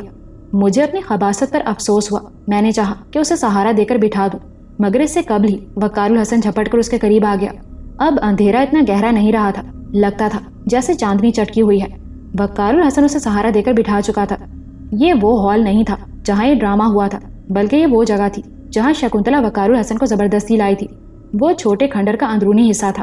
یہ بات میرے سمجھ میں نہیں آئی کہ آخر ہال میں ایسی کیا بات تھی کہ سادھو بار بار وہ ہال ہماری نگاہ سے اوجھل کر دیتا ہے۔ میں نے کوثر کی طرف دیکھا۔ وہ حیرت سے آنکھیں پھاڑے مجھے اور کبھی اپنے قریب بیٹھے وقار الحسن کو گھور رہی تھی۔ گویا جو بات سادھو نہیں جان سکا تھا وہ جان گئی تھی۔ میں خود بھی اس کی شکتی پر حیران رہ گیا۔ وہ یقیناً سادھو کے مقابلے میں زیادہ تھی۔ تم نے اتنی قوت، اتنی شکتی پالی وقار الحسن، اور مجھے یوں چھوڑ دیا؟ وہ وقار الحسن سے شکایتی انداز میں بولی۔ یہ قوت میری کسی کوشش کا نتیجہ نہیں ہے کوثر، یہ ایک اتفاقی حادثہ ہے۔ وقار الحسن نے اسے جواب دیا۔ چھوڑو اسے، یہ بتاؤ کہ تمہارا دماغ درست ہوا یا نہیں؟ اوہ، یہ حادثہ میرے لیے کتنا خوش آئند ہے وقار، تم سوچ بھی نہیں سکتے۔ یہ بتاؤ کہ یہ مجسم ہے یا… وہ وقار الحسن کے سوال کو نظر انداز کر کے بولی۔ مجھے دیکھتے ایک حیرت انگیز تبدیلی اس میں آئی تھی جس نے اسے قدرے چاقو چوبند کر دیا تھا۔ وہ اپنے زخمی وجود کی تکلیف تک بھلا بیٹھی تھی۔ ایک اضطراری سی کیفیت تھی جو اسے اپنی گرفت میں لے چکی تھی۔ وقار الحسن، اب تمہارا حصول آسان ہو گیا ہے۔ اب تم میرے ہو، میرے۔ اسے شگفتہ کے حوالے کر دو، اس نے بھرائی ہوئی، لرزتی اور انتہائی جذباتی آواز میں کہا۔ سرور اس کی آنکھوں سے ٹپک رہا تھا۔ اس کی بات سن کر وقار الحسن ہی نہیں، خود میں بھی غصے میں آ گیا۔ اب تمہاری اماں کو کوئی شکایت نہیں ہوگی، وہ جہاں چاہیں گی اپنے بیٹے کا بیاہ رچا دیں گی۔ وہ ہمارے احساسات سے بے خبر اپنی باتیں کر رہی تھی۔ تم ہوش میں تو ہو؟ وقار الحسن دھاڑا۔ وہ واقعی ہوش میں آ گئی۔ کیا کہنا چاہتے ہو؟ اتنا کچھ سہ کر بھی تمہارا دماغ درست نہیں ہوا؟ تم جانتی ہو کہ تائی پاگل ہو چکی ہیں تمہارے غم میں۔ تایا عمر کے پل گن گن کر گزار رہے ہیں۔ ان سے نہ تمہاری جدائی برداشت ہوتی ہے اور نہ تائی کی حالت ہی ان سے دیکھی جاتی ہے۔ تم انہیں کس جرم کی سزا دے آئی ہو کوثر؟ میرا مشورہ یہ ہے کہ تم ان چکروں کو چھوڑ کر سیدھی طرح گھر چلی چلو۔ ہاں، میں گھر جاؤں گی، گھر جانے سے کب انکار کر رہی ہوں، مگر جو کشٹ میں اٹھا چکی ہوں ان کا صلہ ملنے کے بعد میرا جی چاہا کہ اس لڑکی کا منہ نوچ لوں۔ آج وہ مجھے بہت بدصورت اور خبیث نظر آ رہی تھی۔ میری نگاہ میں چمپا، کلپنا اور اس تیسری لڑکی کا گداز سراپا گھوم گیا۔ کہاں وہ بادلوں ایسی ریشمی لڑکیاں اور کہاں یہ کرخت بدن والی مکروہ صورت کوثر۔ ہاں کوثر، تم پر اپنے ماں باپ کے بارے میں سن کر کچھ اثر نہیں ہوا؟ تم اتنی خود غرض اور بے حس ہو. تم میری محبت کو حاصل کرنے کی بجائے مجھ پر قبضہ کرنا چاہتی ہو. مجھے قید کر لینے کے لیے ایسے اوچھے ہتھ کنڈے استعمال کر رہی ہو. تمہیں شرم آنا چاہیے. تم اگر میری تایا زاد نہ ہوتی اور مجھے تایا اور تائی کا احساس نہ ہوتا تو میں تمہاری خاطر اپنی زندگی کو کبھی عذابوں میں نہ ڈالتا. بہرحال تمہاری اطلاع کے لیے عرض ہے کہ یہ وقار الحسن نے میری طرف اشارہ کیا. یہ مجسم نہیں ہے، اس کا ٹھوس وجود نہیں ہے. یہ تو شکنتلا کے علاوہ نظر بھی صرف تمہیں آیا ہے، شاید اس لیے کہ تم کچھ طاقتیں حاصل کر چکی ہو. دوسری اہم بات یہ ہے کہ محبت چھینی نہیں جاتی، پیدا کی جاتی ہے. اس وقت میں اس بحث میں پڑھنا نہیں چاہتا. تم مجھے فوری فیصلہ سناؤ کہ امروہہ چلنے کو تیار ہو یا نہیں. یہ مجسم نہیں ہے، ٹھیک ہے، یہ تو کوئی مسئلہ نہیں ہے. میں جانتی ہوں کہ اسے کیسے مجسم کیا جا سکتا ہے. چند جاپ کرنا پڑیں گے، کچھ کشٹ اٹھانا پڑے گا. خواب کی تعبیر پانے کے لیے میں نے اتنا کچھ کھو دیا، اتنے عذاب سہ لیے، ایسی بدنامی مول لے لی، تو پھر یہ تھوڑا سا کشٹ اور سہی. وہ خلاؤں میں تک رہی تھی. یوں لگتا تھا کہ وہ وقار الحسن کو حاصل کرنے کے علاوہ کچھ اور سوچ ہی نہیں سکتی. اس نے باقی کسی بات پر دھیان نہیں دیا اور نہ ہی دینا چاہتی تھی. اس کا مقصد وقار الحسن کو حاصل کرنا تھا اور بس. اس کی سوچ ایک ہی دائرے میں چکرا رہی تھی. میرا جی چاہا کہ اب تو واقعی باہر جاؤں، سادھو کی منت کر کے چند کھوپڑیاں لے آؤں اور چپکے سے اس کے بدن پر چھوڑ دوں. چند ہی لمحوں میں وہ بھی اس برٹش کی طرح لاش میں تبدیل ہو جائے اور میں کلپنا کے بدن میں تیرتے بادلوں میں ڈولنے لگوں. مگر وقار الحسن میرا دفاع کر رہا تھا، اس لیے میں اس کی طرف متوجہ ہو گیا. تم ہوش میں نہیں ہو کوثر، وقار الحسن نے انتہائی تلخ لہجے میں کہا. میں ہوش میں ہوں، بالکل ہوش میں ہوں وقار الحسن. تم سوچو، اتنی بڑی شکتی پانے کے بعد بھی تم بدھواں کی طرح زندگی گزار رہے ہو. اسے مجسم کر کے تم بہت سے معاملات سے بیک وقت نمٹ سکتے ہو. تم گھر میں بھی موجود ہوگے اور شگفتہ کے پاس بھی. شہر میں بھی معاملات نمٹا رہے ہوگے اور جنگلوں میں بھی. تم گھر پر ہوگے اور یہ جنگل میں سوامی جی کو ڈھونڈ رہا ہوگا، سادھو سے مقابلہ کر رہا ہوگا. اور تم اور میں. وہ مدہوش ہو چکی تھی اور بولے چلی جا رہی تھی. وقار الحسن نفرت اور غصے سے اسے دیکھ رہا تھا اور میں اچانک اچھل پڑا. یوں لگا جیسے میرے سامنے ہزاروں پرپیچ راستے نکل آئے ہوں. پھر ایک نئی راہ میرے سامنے واضح ہوتی چلی گئی. کوثر جو کچھ کہہ رہی تھی وہ میرے لیے بہت پرکشش تھا. اگر میں مجسم ہو جاتا تو مجھے وقار الحسن کی منتیں کرنے کی ضرورت نہ پڑتی. اس وقت میں اپنی کسی بھی خواہش کی تکمیل کے لیے وقار الحسن کا مرہون منت تھا. مگر ایک وجود حاصل کر لینے کے بعد، ایک جسم پا لینے کے بعد کسی کا بھی حصول میرے لیے ناممکن کیا، مشکل بھی نہ تھا. اب یہ خیال آتے ہی میں چکانا ہو گیا. میری تمام توجہ کوثر کی طرف تھی. اب وہ مجھے اتنی بدصورت اور خبیث نہیں لگ رہی تھی جتنی تھوڑی دیر پہلے محسوس ہوئی تھی. وہ کہہ رہی تھی، وقار الحسن، تمہیں اندازہ نہیں ہے کہ تم کتنی بڑی طاقت حاصل کر چکے ہو. اب تم بادشاہوں کی طرح راج کر سکتے ہو اور یہ تمہارا بے دام غلام بن کر رہ سکتا ہے. تمہارا کام صرف حکم دینا ہوگا. تم ہر وہ چیز بیٹھے بٹھائے حاصل کر سکتے ہو جس کے لیے عذاب بھگتنا پڑتے ہیں، اور یہ کام میں کروں گی. میں تمہیں اور اسے اتنا مضبوط کر دوں گی کہ تم ہی نہیں، بڑے بڑے عامل اور جوگی بھی تصور نہیں کر سکتے. غلام بے دام بن جانے والی بات نے تو مجھے بھنا کر رکھ دیا. یہ خوف بھی دل میں جاگزیں ہوا کہ ایسا نہ ہو کہ جو میں سمجھ رہا ہوں اس کا الٹ ہو جائے. میں واقعی وقار الحسن کی جنبش ابرو کا محتاج ہو جاؤں، کوئی ایسا کھلونا بن جاؤں جس سے وقار الحسن صرف اپنی مرضی سے کھیل سکے، ورنہ میں کسی کونے خدرے میں پڑا سڑتا رہوں. میں یہ سب سوچ رہا تھا اور وقار الحسن کوثر سے الجھا ہوا تھا. وہ کہہ رہا تھا، میں سیدھی سادھی زندگی گزارنا چاہتا ہوں کوثر. تمہاری وجہ سے سارا خاندان بدنامی کا بوجھ اٹھائے نڈھال ہے. کیا تمہیں اپنے بوڑھے ماں باپ سے کوئی غرض نہیں؟ وہ محبت بھی نہیں جو اولاد کو اپنے ماں باپ سے ہوتی ہے. ہم سے تایا کی حالت دیکھی نہیں جاتی. تائی الگ بے حال ہیں. تمہاری وجہ سے جہانی آپا اور شنو آپا سر اٹھا کر خاندان میں آ جا نہیں سکتی، اور تم. سب ٹھیک ہو جائے گا وقار الحسن، بس تم ہاں کر دو. اس نے جذباتی ہو کر وقار الحسن کا ہاتھ تھام لیا. شدید حیرت کی بات یہ تھی کہ اس کا پورا بدن زخموں سے چور تھا.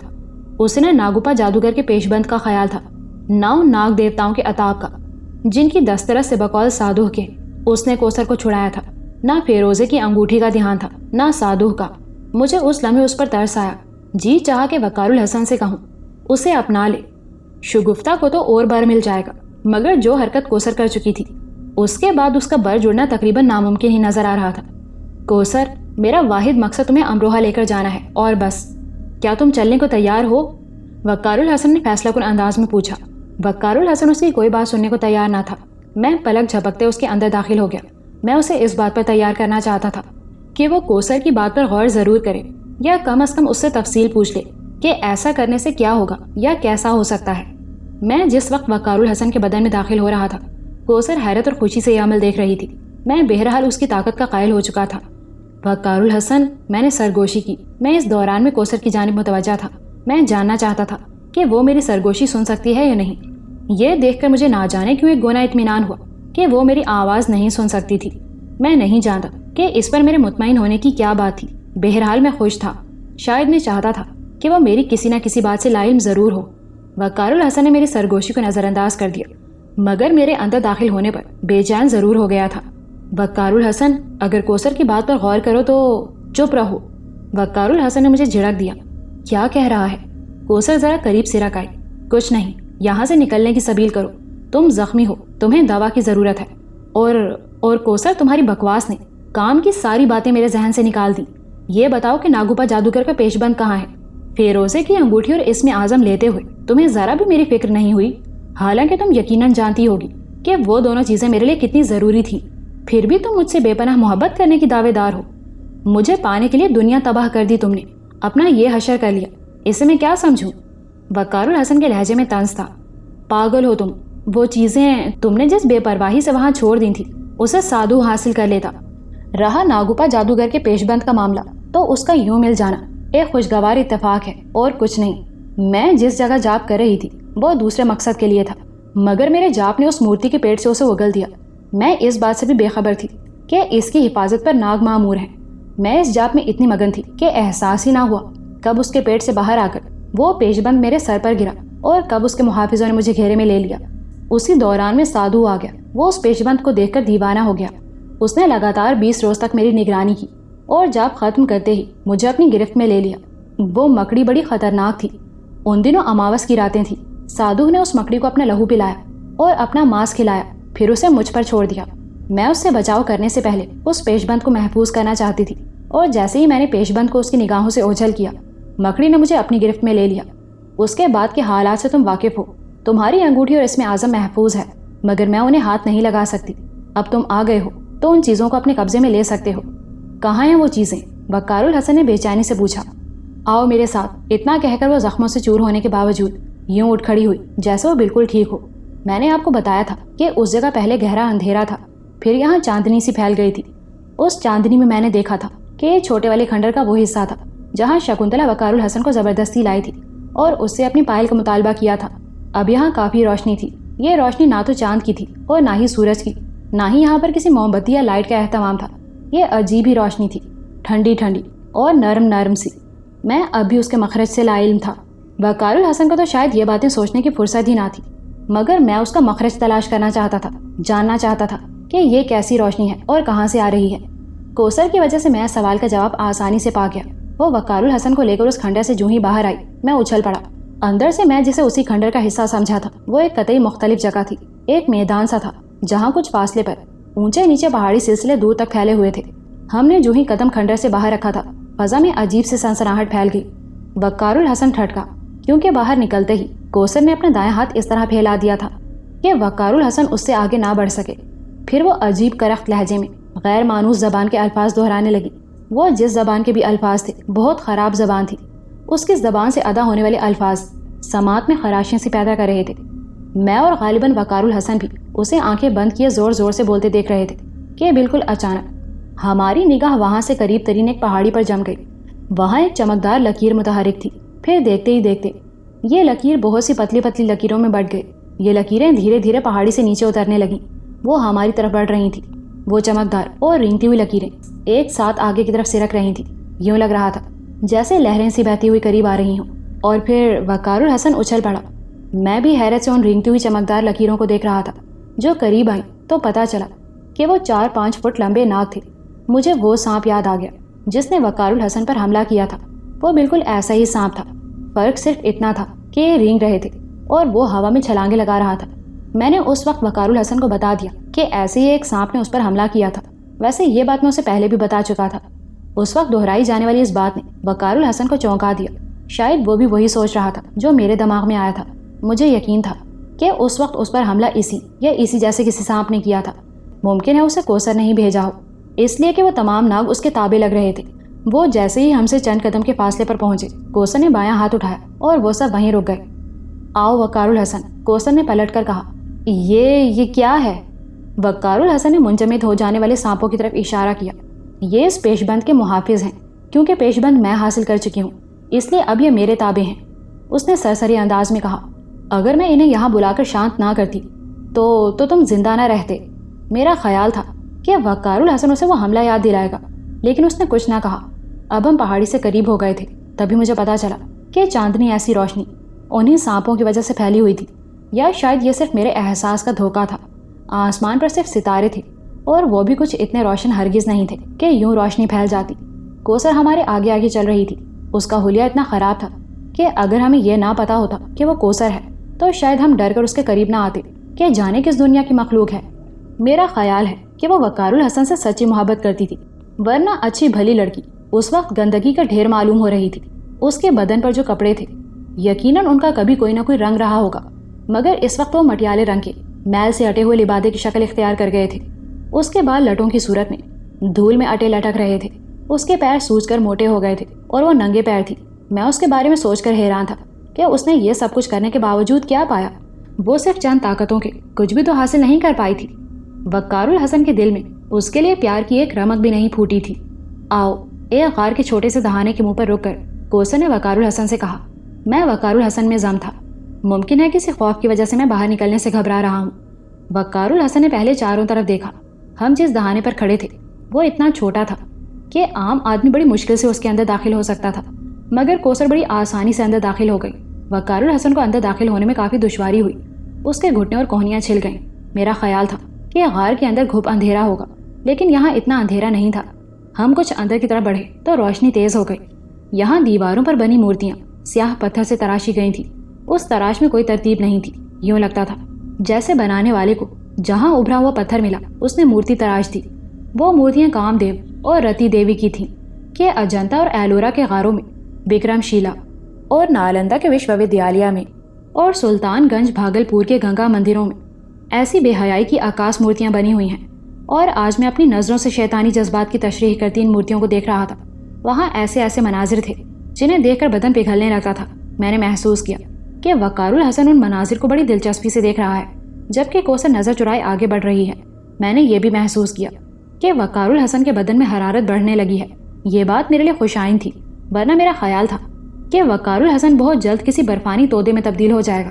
میں انہی مناظر سے پیدا ہونے والی گدگدی کو انجوائے کر رہا تھا کہ اچانک کوثر نے ایک پتھر پر ہاتھ رکھ کر اسے دبایا۔ وہ پتھر اندر کی طرف لڑک گیا۔ اس پتھر کی جگہ ایک بڑا گڑھا نمودار ہو گیا۔ میں اس گڑھے میں تیز روشنی دیکھ کر متجسس ہو گیا۔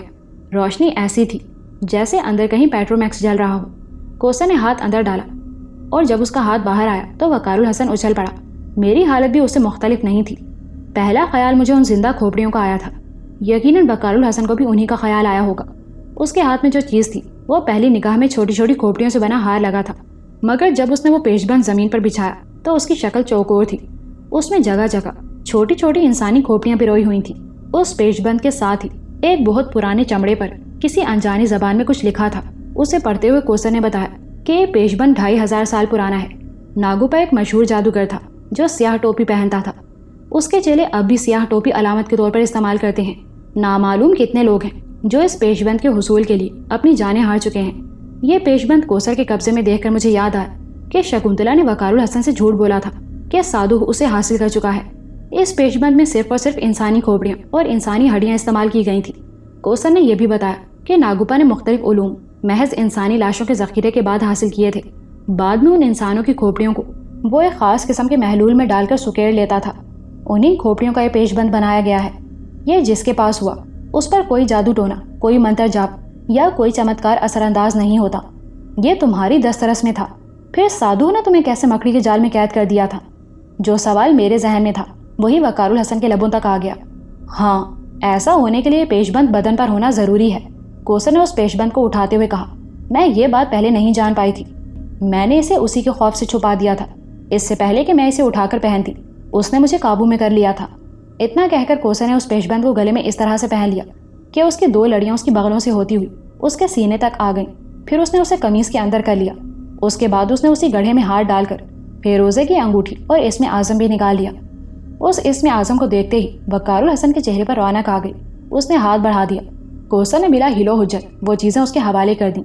वक्कार हसन को सुनहरे बाबा की हिदायत अच्छी तरह याद थी, इसलिए कि उन चीज़ों के लेते ही उसने अपनी बास्केट की अंदरूनी जेब में हाथ डालकर सुनहरे बाबा की दी हुई वो पुड़िया निकाल ली, जिसे सुनहरे बाबा ने इस हिदायत के साथ दिया था कि अंगूठी मिलते ही वो उस पुड़िया के सफूफ को उस अंगूठी पर अच्छी तरह मल ले, बाकी बचे हुए सफूफ को अपने कपड़ों पर और सर के बालों पर अच्छी तरह लगा ले। उन्होंने ये नहीं बताया था कि इसे लगा लेने से क्या होगा, मगर ये बात यकीनी थी कि इससे वक्कार हसन को फ़ायदा ही होना था। कोसर वक्कार हसन की हरकत को बड़े गौर से देख रही थी। उसने सबसे पहले उस पुड़िया में मौजूद सुनहरे रंग के सफूफ में अंगूठी को डालकर रगड़ा। वो चांदी की अंगूठी सोने के रंग की सी हो गई। वो सफूफ देखने में सोने का बना हुआ पाउडर ही लग रहा था। बहरहाल अंगूठी को दाएं हाथ की दरमियानी उंगली में डाल लेने के बाद वक्कार हसन ने इसमें आज़म पहना और फिर बचे हुए सफूफ को अपने कपड़ों पर मलने लगा। पता नहीं क्यों मुझे यूँ लगा था जैसे किसी ने मेरा दम घोंट दिया हो, बल्कि मुसलसल मेरा दम घोंट रहा हो। मेरी बेनाई भी मुतासिर होने लगी थी। मुझे अजीब से खौफ ने जकड़ लिया और मैं घबराकर वक्कार हसन के बदन से बाहर आ गया। बिल्कुल ऐसा महसूस हुआ जैसे मैं किसी कब्र से बाहर निकल आया हूँ। ताज़ा और ठंडी हवा, चांद की सी ठंडी रोशनी ने गोया मुझे जिंदा कर दिया था। मैंने गहरे गहरे सांस लिए। वक्कार हसन वो सफूफ अब अपने बालों में मल रहा था। मैं और कोसर उसे देख रहे थे। कोसर मेरी मौजूदगी से बेखबर उसे तके जा रही थी। मेरी निगाहें भी उसी पर गड़ी हुई थी। मैं किसी मोजे का मुंतज़िर था, शायद वो भी किसी चमत्कार के इंतज़ार में थी। और फिर जो कुछ मुझे दिखाई दिया था वो गालिबन कोसर ने भी देख लिया। मेरे साथ ही वो भी वक्कार हसन की तरफ लपकी, जो बिल्कुल ऐसे झूम रहा था जैसे बेहोश होने वाला हो। मैंने उसे थामना चाहा, मगर मेरे हाथ उसके बदन के पार हो गए। मगर दूसरी तरफ से कोसर उसे थाम चुकी थी। वो बेहोश हो चुका था। कोसर ने मुझे देख लिया था। इसे लिटा दो, उसने वक्कार हसन के भारी भरकम वजूद के वजन से घबरा कर कहा। मैंने सर हिलाकर उसे बताया कि मैं मजबूर हूँ। इसी दौरान में वो उसका वजन सहार नहीं सकी और वक्कार हसन कटे हुए शहतीर की मानिंद उसके हाथ से छूट गया। मैं जानता था कि वो मेरी आवाज़ सुनने से कासिर है। वक्कार हसन की कैफियत मेरे लिए भी परेशानी का बाइस थी। वो सफूफ जो कुछ भी था, बहरहाल उसे नुकसान पहुंचाने वाली कोई चीज़ नहीं हो सकता था। सुनहरे बाबा भला उसे क्यों नुकसान पहुंचाते? मुझे यकीन था कि वो थोड़ी देर तक ठीक हो जाएगा। फिर भी उसकी तरफ से परेशानी तो थी। मैं बेचैनी से टहल रहा था। कोसर वक्कार हसन के रुखसार थपथपा रही थी। अचानक ही वो घुटनों को मोड़कर दोनों पैर कैंची की तरह बनाकर सीधी बैठ गई। उसने आंखें बंद की। दोनों हाथों की उंगलियों की पहली पोर वक्कार हसन की पेशानी पर टिका दी और होंठों ही होंठों में कुछ पढ़ने लगी। चंद ही लम्हों बाद वक्कार हसन ने आंखें खोल दी। उन आंखों में मैंने बेपनाह चमक महसूस की, ऐसी चमक जैसे हीरे में होती है या गहरे स्याह आसमान पर चमकते सितारे में होती है। उसके चेहरे पर अजीब सी तरोताजगी, सेहतमंदी और चमक सी पैदा हो गई थी। ये तब्दीलियां इतनी वाज़ेह थीं कि कोसर और मैं दोनों उसे यूं देखते रहे जैसे वो वक्कार हसन ना हो, कोई अजनबी हो। उसमें पैदा होने वाली ये खूबसूरत तब्दील मेरे लिए बाइसे हसरत थी। मुझे अफसोस हुआ कि मैं क्यों बाहर निकल आया। गुमान गालिब था कि अगर उन लम्हों में मैं उसमें मौजूद होता तो शायद ये तब्दीली मुझ में भी आती। उस वक्त मुझे ख्याल आया कि काश यहाँ आईना होता और मैं खुद को देख सकता। क्या मालूम ये तब्दीली मुझ में भी आई हो। जी चाहा कि कोसर से अपने बारे में पूछूं, मगर यह भी मुमकिन ना था। वो मेरी आवाज़ सुनने से कासिर थी। मेरी समझ में एक ही बात आई कि मुझे वक्कार हसन के जिस्म में चले जाना चाहिए, और मैंने ऐसा ही किया। इस बार उसके अंदर की तब्दीली भी बहुत वाज़ेह तौर पर महसूस हुई। उसके एसाब पुरसुकून थे। किसी किस्म का हेजान या इंतशार ना होने की वजह से मुझे बड़ा आराम महसूस हुआ। कोसर वक्कार हसन को लिए हुए फिर उसी जगह आ गई जहां हम पहले थे। मुझे वक्कार हसन और कोसर पर हैरत हो रही थी कि दोनों जाने कब से भूखे थे। मुमकिन है वक्कार हसन भी भूख महसूस कर रहा था, मगर उसने खाने की ख्वाहिश का इजहार नहीं किया था। हम लोग जिस जगह थे वहाँ वक्त को ध्यान में लाने या उससे मामला रखने में बिल्कुल बेबस थे। मैंने वक्कार हसन को एहसास दिलाया कि वो कई रोज से भूखा है, उसे कुछ खा लेना चाहिए। वक्कार हसन मेरी बात सुनकर कुछ बेचैन सा हो गया था। शायद उसे भी अपने भूखे होने का एहसास हो गया था। उसने कोसर से कहा, कोसर हम लोगों को लेकर बाहर आ गई। एक बात बताना मैं भूल गया कि जब हम लोग वो अंगूठी और पेशबंद वगैरह लेकर उस गार से बाहर आए थे, वो तमाम सांप जिन्हें कोसर ने साकित कर दिया था वहाँ नहीं थे। इस बारे में कोसर ने बताया कि वो सब वापस उसी पहाड़ी पर जा चुके हैं और अब वो उसी वक्त आएंगे जब कोसर उन्हें बुलाएगी या उससे कोई पेशबंद लेने या छीनने की कोशिश करेगा। इस बार हमने बड़ा लंबा सफर तय किया। फिर एक ऐसे पुराने खंडर में पहुंच गए जिसकी ईंटें लाल थीं, वरना आमतौर पर तमाम खंडर स्याह हो चुके थे। ये मेरा मस्कन है, कोसर ने अंदर दाखिल होते हुए कहा। ये तुम्हारा मस्कन कब बना? वक्कार हसन ने चारों तरफ देखते हुए पूछा। जब से मैं यहाँ आई थी। दरमियान में कुछ अरसा ऐसा गुजरा है कि मैं साधु की दस्तरस में थी, वो बता रही थी। मुझे ना जाने क्या सूझी कि मैं वक्कार हसन के बदन को छोड़कर बाहर आ गया। मैं उस मस्कन को देखना चाहता था, जबकि वक्कार हसन का कुछ पता नहीं था कि वो क्या करेगा। میں نے باہر آتے ہوئے اس بات کا خیال رکھا تھا کہ کوثر کی توجہ اس طرف نہ ہو۔ وہ ایک دروازے کی طرف بڑھی تو میں نے موقع غنیمت جانا۔ وہ کمرے میں داخل ہو کر نگاہوں سے اوجھل ہو گئی تو میں دوسری طرف نکل گیا۔ وقار الحسن نے مجھے گھور کر دیکھا جیسے میری اس حرکت کو سمجھ گیا ہو، مگر منہ سے کچھ نہیں بولا۔ میں صرف چند ہی لمحوں میں وہ تمام کھنڈر دیکھ چکا تھا۔